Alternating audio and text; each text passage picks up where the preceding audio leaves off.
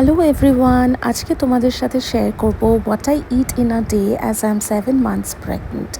চলো, বাবার বাড়িতে এসেছি আর সকাল সকাল রুটি আর সবজি নিয়ে বসে গেছি। সকালের এই ব্রেকফাস্টের আগে আমি রোজই মিউজলি খাই, কিন্তু মিউজলিটা শেষ হয়ে গেছে বলে আজকে রুটি দিয়ে শুরু করলাম।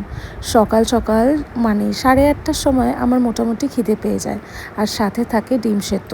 ডিম সেদ্ধ খাওয়া না আমার অনেকটাই অরুচি আছে, তাই জন্য আমি 9 মিনিটে গরম করে 9 মিনিট ধরে সেদ্ধ করার পরেই ওই ডিম সেদ্ধটা খেতে পারি।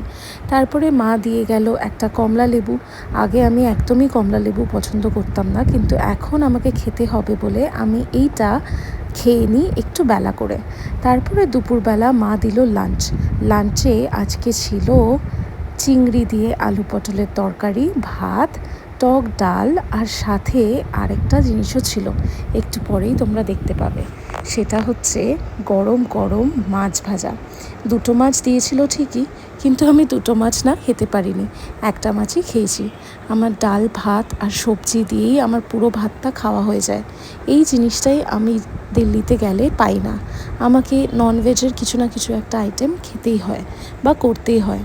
তারপরে বিকেল এই জিনিসটাই আমি খুব মিস করতাম দিল্লিতে, সেটা হচ্ছে কাঠি রোল আর আলুর চপ। বিকেলবেলা এই জিনিসটা আমার এতটাই প্রিয় যে আমি মাঝে মধ্যে দিল্লিতে একা এই আলুর চপটা বানানোর চেষ্টা করতাম।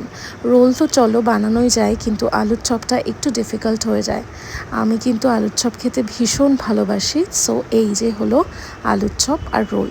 আজকে ডিনারটা কিন্তু একদম ফাটাফাটি ছিল। সেটা হচ্ছে কুমড়ো ভাজা, সাথে ডাল, আর তার পাশে ছিল chicken curry or chicken gravy.